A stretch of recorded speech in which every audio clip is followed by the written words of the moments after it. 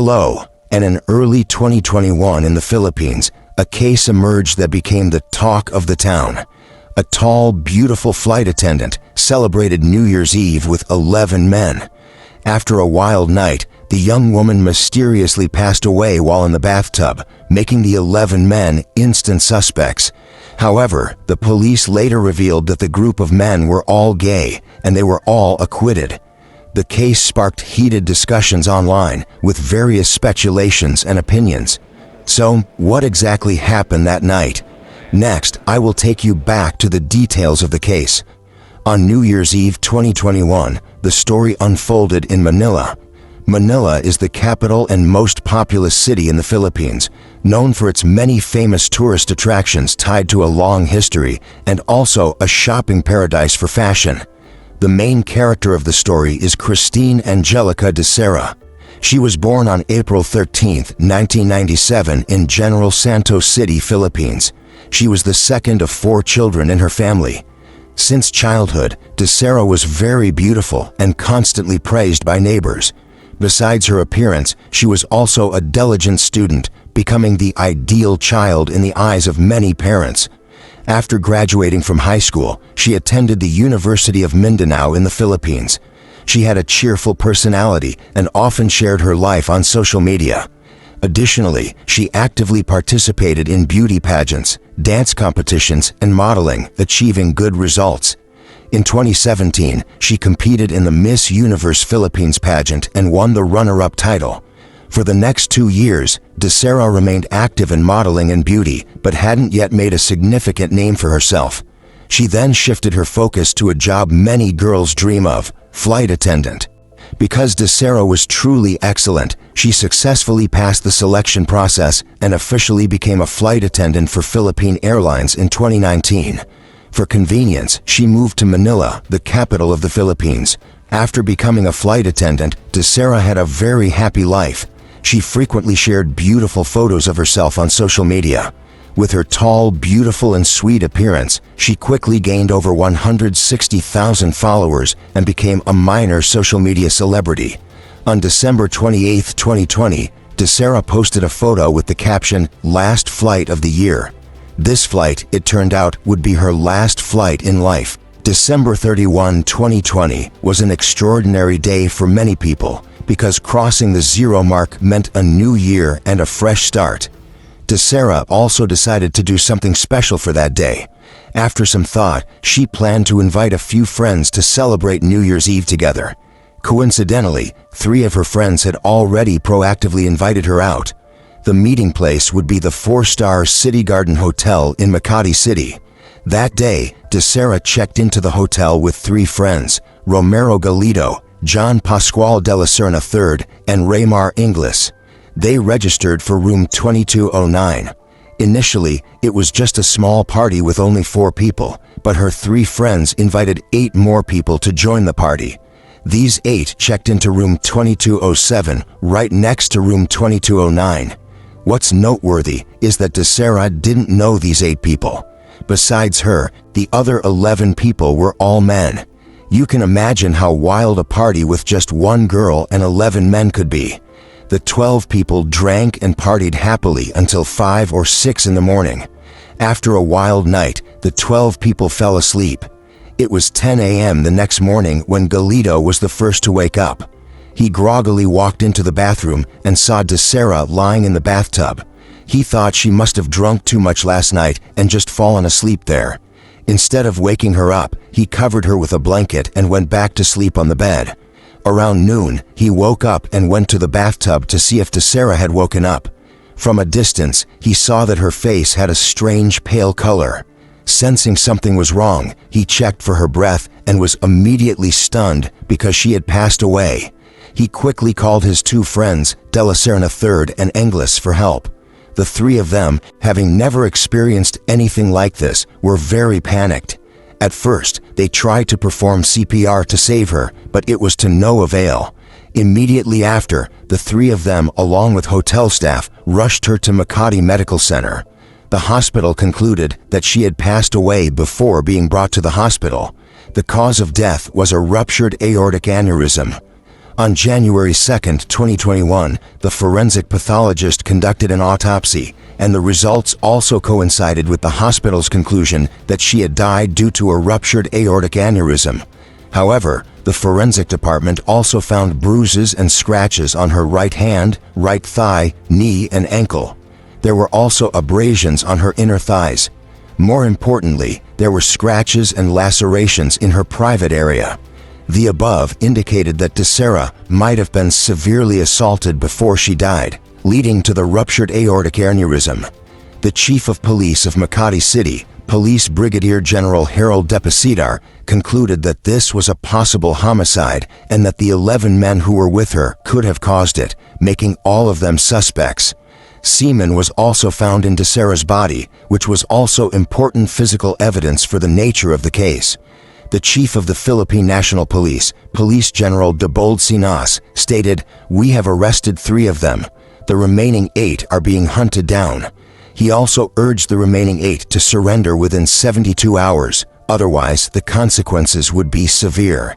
As soon as the information was released, the incident caused an uproar in the Philippines.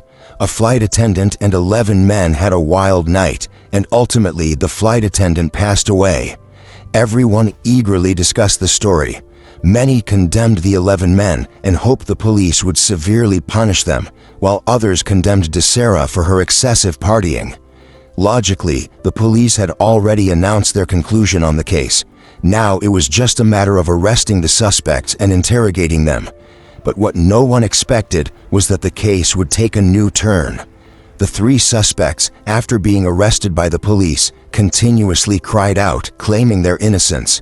The 3 of them and Dacera were indeed very close, and they never thought of harming her. They insisted that Dacera died of natural causes and that it had nothing to do with them.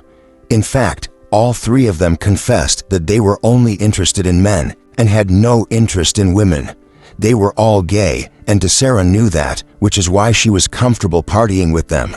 They drank quite a lot that night, but that was all. They didn't do anything to her. They also revealed that the 8 friends they invited were also all gay.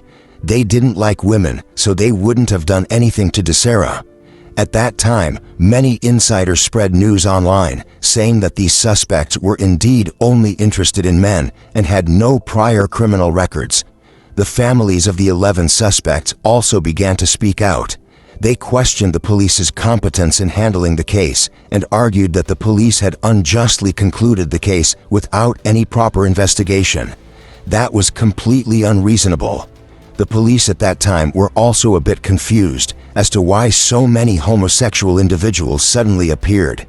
Could the case have been misjudged? Re-examining the issue, the police investigation indeed had shortcomings and inconsistencies. First, the police stated that there was semen in Dacera's body. They had not yet conducted any DNA comparison with the suspects before directly drawing conclusions. This was strange. Second, although the forensic report could prove that Dacera had injuries on her body, they could not determine how those injuries were caused. Furthermore, through the hotel's surveillance camera footage, it could be seen that Dacera was actively moving between rooms 2207 and 2209, appearing very comfortable and showing no signs of coercion. At 11:38 p.m. on December 31st, Dacera was seen holding a glass of wine, following 2 men from room 2207 to room 2209. During this time, she also called her mother and told her that she had a wonderful New Year's Eve at the hotel. At 2:50 a.m., Dacera, looking happy, was holding hands with a man as they left room 2209. At 2:52 a.m., the same man brought Dacera to the door of room 2209. They continuously rang the doorbell and knocked on the door. At that moment, Dacera deliberately kissed the man. Judging by his actions, he seemed not to like it at all. His gesture was somewhat reluctant, and he tried to use his hand to press the doorbell. And that man was de4th, the third, one of her 3 friends. At 4:13 a.m., Dacera appeared drunk and somewhat stiff, being carried back to room 2209 by a man. At 6:23 a.m., the camera recorded Dacera, still drunk, being carried back to room 2209 by de4th, the third. In addition to the images recorded by the camera, there was another photo taken by her friend before her death. The image showed her sitting in front of the toilet in a drunken state, making a V sign with 2 fingers. After the surveillance videos were released, many people believed that Dacera's friends were trustworthy. They continuously cared for her and brought her back to her room. They showed no signs of criminal intent. Based on these findings, the police released the 3 men and changed their tone, stating that samples taken from Dacera might have been contaminated due to the embalming process before the autopsy. Dacera died of natural causes, unrelated to the 11 men. This development stunned many Filipinos.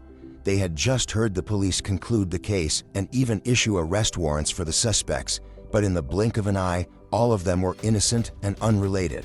How ironic!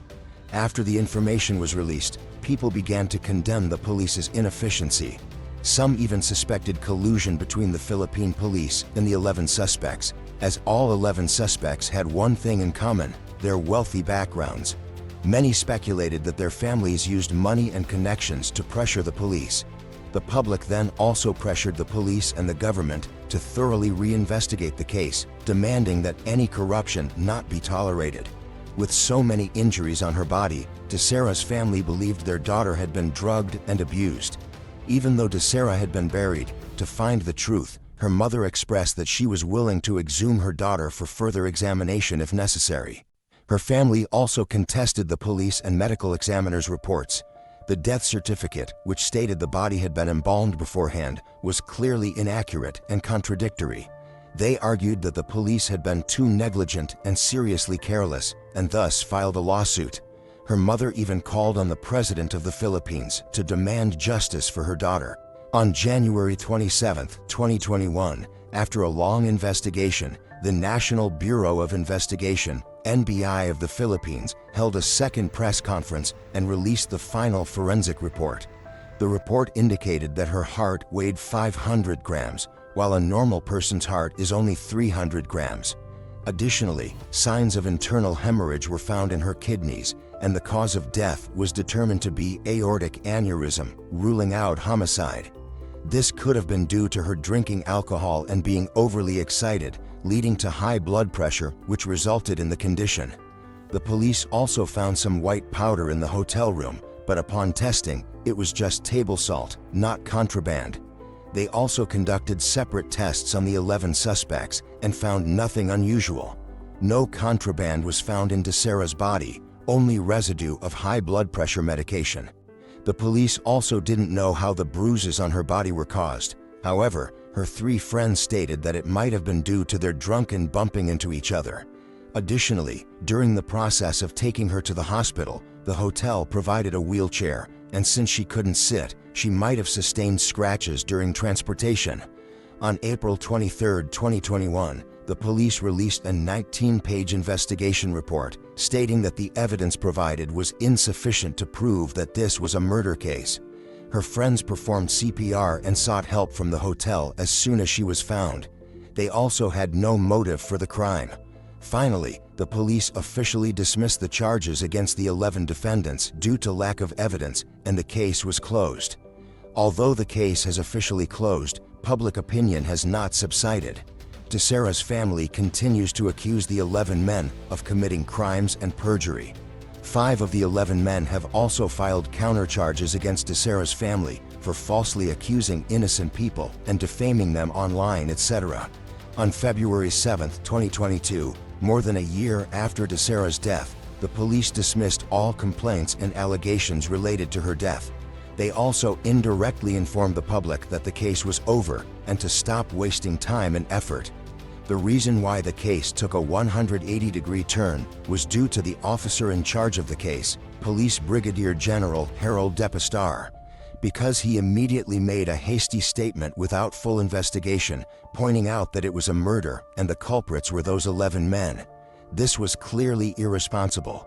Additionally, the autopsy report presented by medical examiner Dr. Michael Salvatore was not rigorous or accurate enough. Therefore, both of them were dismissed. Furthermore, the incident occurred during the pandemic, and the initial policy stipulated only 2 people per room, but the City Garden Hotel allowed the group to party. Therefore, the hotel was also fined a 6-month business suspension and imposed an idle payment of 10,000 pesos, approximately 4 million Vietnam. It's noteworthy that when reading related articles, I noticed most people criticize Dacera. Even if she liked to party, that's not a capital offense.